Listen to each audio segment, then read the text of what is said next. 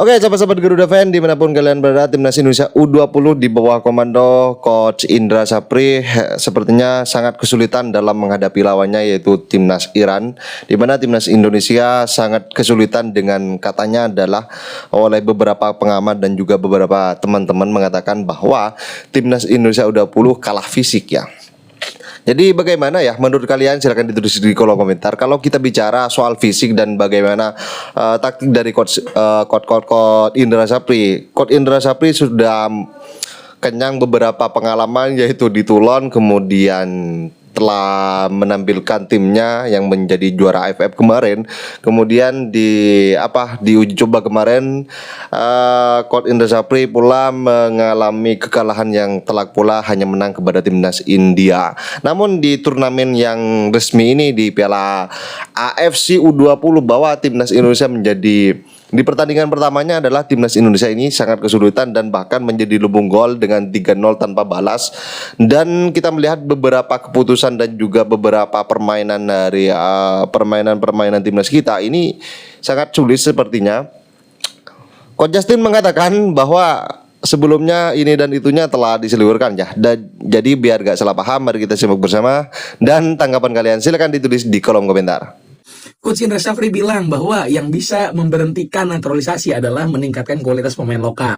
Setuju, emang pemain lokal kualitasnya cukup jauh ya sama pemain naturalisasi.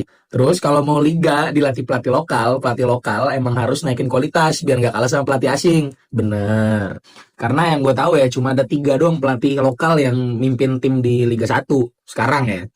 Jadi dari statement ini Indra Sapri menunjukkan kalau dia itu nggak segerbong sama para orang-orang lokal pret. Tapi emang bener ya, kalau emang bener dia itu nggak satu gerbong atau dia nggak lokal pret, coba kasih kita semua alasan ya, terutama gue butuh alasan. Kenapa waktu turnamen di Prancis, Toulon Cup, itu pemain-pemain ini bisa cadangan terus gitu loh. Kayak cuma 1 match doang mereka yang main semua. Malah mainin orang-orang si El Terminator. Emang iya ya, orang-orang ini kalah sama orang-orang lokal. Kayaknya kualitas akademi luar jauh lebih bagus nggak sih guys harusnya? Coba Coach Indra atau siapapun kasih alasan ya kenapa mereka ini pada dicadangin waktu Toulon Cup ya. Kalau memang bener dia nggak lokal prep. Kualitas kita begini. Kalah, tapi memang harusnya. Tapi dengan kualitas yang kita miliki, kita udah berikan segalanya. Iya, betul. Ya gue paling di gol ketiga doang. Ya gol ketiga menurut gue harusnya kita bisa mengantisipasi lebih bagus lagi. Tapi di 2 gol menurut gue yang satu tuh benar-benar bad luck banget. Yang kedua magic moment lah, itu skill dari si Pemain Ismail yang memang susah itu untuk diantisipasi. Tapi ya di luar itu menurut gue Iran gak yang membombardir kita. Peluang open play-nya peluang open play-nya itu gak banyak gitu. Apa guys, namanya juga U20, enjoy the process aja. Kalah kualitas, betul. Ini Gak bisa nge-defense set piece. Memang kalah postur. Gimana lu mau defense kalau postur lu kalah? solusinya apa? Bermain lebih rapat lah. Solusinya jangan kasih peluang untuk crossing. Iya. Artinya lu harus memperkuat sayap. Masalahnya tengahnya jadi bolong. Itu harus lebih pintar lagi. Makanya jarak itu harus lebih dekat lagi. Nih golnya, susah itu emang. Susah, itu mah gol bagus itu. Gol kedua memang. Gak bisa di defense ini mah. Pegang gue yang di pressing, dia nggak grogi-grogi amat hari ini, Gerat. Lu harus tahu bahwa ini pemain nggak selalu main tiap minggu di liga. Dan kualitasnya Liga 1, mayoritas Liga 1. Jadi susah lu bandingin lawan pemain-pemain dari Liga Iran. Ya itulah guys, masih ada 2 pertandingan. Bahwa ada PR iya. Bahwa ada kritikan iya, harus diperbaiki iya. Tapi dengan kualitas yang kita miliki, kita udah bagus. Ya, udah bagus lah. Mainnya menurut gua udah inisiatifnya ada gitu, berani main dari bawah.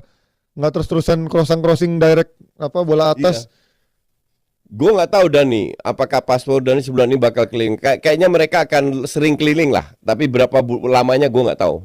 Setuju bahwa Indonesia bukan hanya lagi kelasnya Asia Tenggara. Ya tapi mungkin Justin alpa dia waktu itu. Bahwa SEA Games itu sudah 32 tahun nggak pernah dapat medali dia emas. mungkin nggak tahu kalau tentang itu Coach. 6 presiden Coach Justin gitu kan. Itu. 8 pelatih asing dan lokal nggak pernah itu. Tahu dia, padahal udah 32 tahun.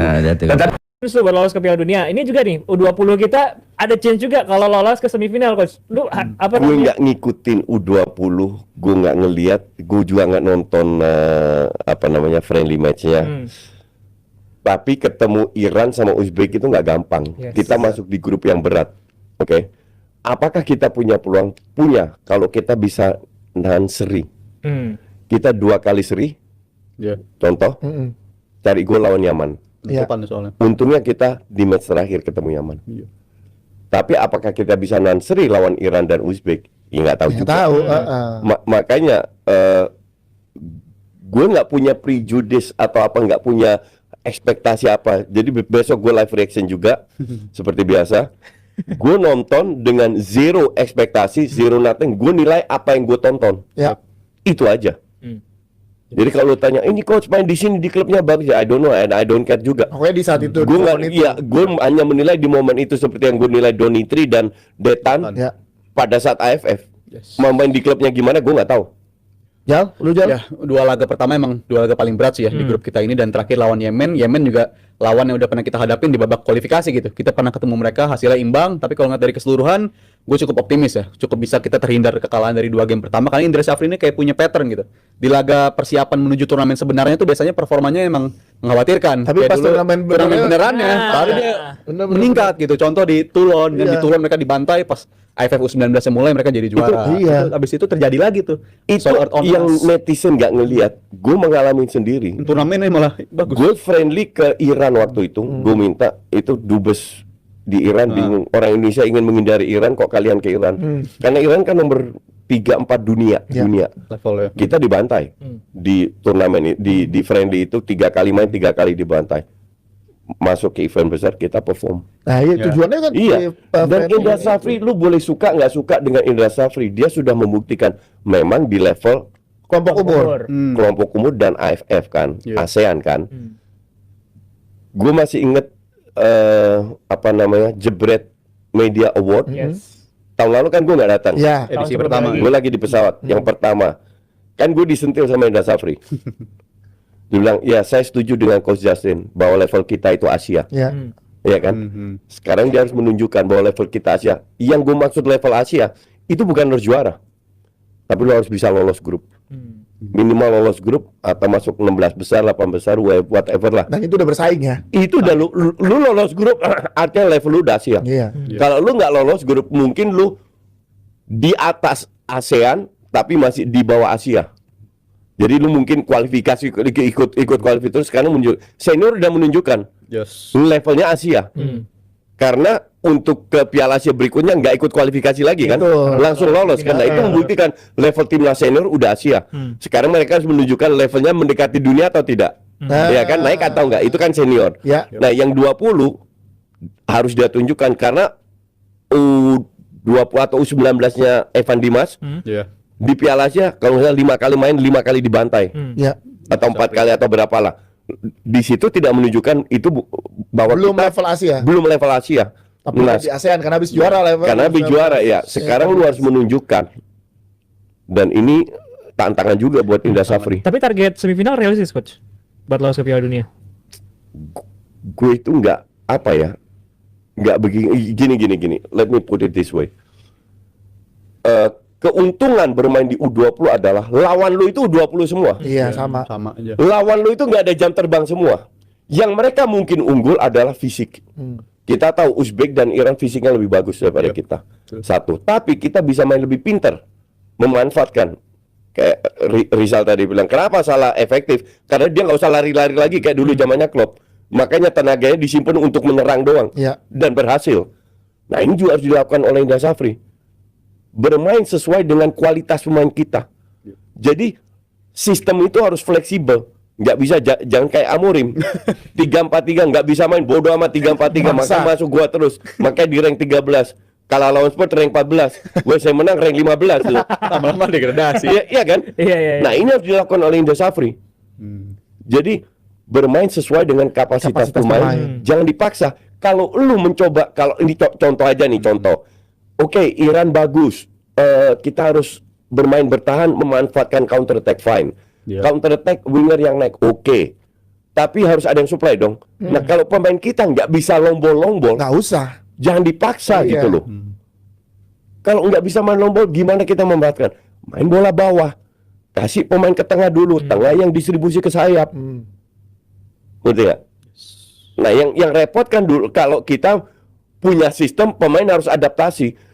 Pemain kita kualitasnya belum segitu. Bahkan di Liga 1 pun belum tentu main semuanya. Iya. Iya kan? Emang semua starter di Liga 1? Enggak lah. Kan enggak. Artinya kualitas kita ya, kualitas Liga 1 kita tahu semua lah kayak apa. Ini main di Liga 1 aja enggak.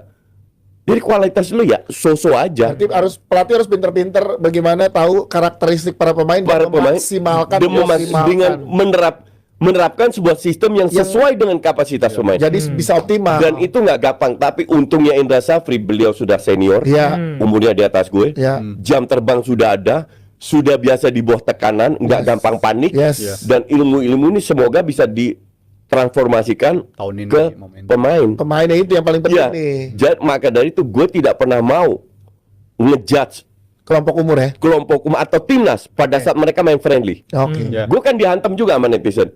Kenapa kalau Sintayong lu langsung bilang jelek? Kapan gue ngejudge Sintayong pada saat dia main friendly kalah? Lawan Iran kalah 5-0. Lawan Libya kalah 3-0. Enggak gue judge juga. Ngerti gak? Karena ini friendly. Yes, friendly tujuannya. Sebagai mantan pelatih, gue tahu pelatih timnas ya, bukan klub kampung. Bahas. Gue tahu bahwa friendly ini penting. Tujuannya beda soalnya ya. Dan semoga gue pengen tahu juga sehebat apa timnas U20 kita. Oke, siap. Berarti thank you. Jal, menurut lo sedikit aja. Lolos apa enggak 16 besar? Lolos. Semifinal? Masih berat. Ini 5 akademi paling berpengaruh di industri sepak bola. Bintang-bintang sepak bola yang kita idolakan tidak muncul begitu saja. Sebagian besar berproses dari akademi. Di sanalah mereka menemukan cikal bakal filosofi dan cara bermain. KKS sudah merangkum 5 akademi sepak bola terbaik dan paling berpengaruh di industri sepak bola saat ini. Berikut daftarnya. Dari peringkat 5, ada The Santos Academy. Akademi ini memiliki sejarah panjang dalam memoles berlian-berlian di negeri Samba, Brazil. Salah satu ide dasar akademi ini adalah memberikan kesempatan para pemain mengekspresikan diri tanpa batas-batas tertentu. The Santos Academy telah melahirkan nama-nama besar seperti Neymar, Rodrigo, Robinho, dan juga Diego Ribas. Peringkat 4, Sporting CP, atau dulu dikenal Sporting Lisbon Academy. Tidak bisa dipungkiri bahwa Cristiano Ronaldo punya pengaruh sangat besar bagi sepak bola hari ini, di dalam dan di luar lapangan. Karirnya dimulai dari Akademi Sporting Lisbon yang sekarang bernamakan Sporting CP Youth Academy. Akademi ini menyuplai mayoritas pemain Portugal yang berkiprah di level Eropa. Dan Sporting CP Academy jadi satu-satunya akademi yang melahirkan 2 pemain pelatih Ballon d'Or. Selain Ronaldo, siapa lagi ayo? Coba tebak di kolom komentar. Lanjut ke peringkat 3. Masih dari Portugal yaitu SL Benfica Academy. Akademi ini juga tak henti memoles berlian-berlian Portugal dan mengantar mereka ke titik tertinggi dalam karir sepak bola. Sebut saja 3 punggawa Manchester City, Ruben Dias, Bernardo Silva, dan juga Ederson Moraes.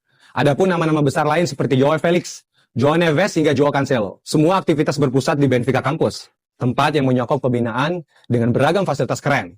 Nah, lalu akademi mana yang menempati peringkat 2? Sahabat-sahabat Garuda Fan, saya rasa cukup statement barusan. Jadi bagaimana menurut kalian? Silahkan ditulis di kolom komentar. Dan apakah ini adalah sebuah suara kardus teriak kardus atau kardus dibungkam, kan begitu? Atau kritikan dan juga pengkritik penyinyir dan juga yang selalu mengkritik kepada pemain, kepada pelatih. Ini sudah nyata bagaimana para pemain timnas kita kalau tanpa pemain diaspora. Dan bagaimana menurut kalian? Silahkan ditulis di kolom komentar. Dan sahabat-sahabat Garuda, tentunya pertandingan-pertandingan timnas Indonesia kedepannya masih ada beberapa pertandingan lagi, dan mari kita berikan dukungan sepenuhnya kepada timnas Indonesia. Toh pada akhirnya mereka adalah berjuang untuk lambang Garuda yang ada di dada dan juga membawa misi mengibarkan bendera merah putih di Piala AFC U20. Dan sahabat-sahabat Garuda, bagaimana tanggapan kalian? Silahkan ditulis di kolom komentar, dan jangan lupa like dan subscribe channel ini agar kalian tidak ketinggalan informasi penting khususnya timnas Indonesia. Salam sepak bola keren, salam sepak bola bersih bersama Bapak Erick Thohir Timnas Garuda Jaya. Bersama saya, salam olahraga kita Garuda.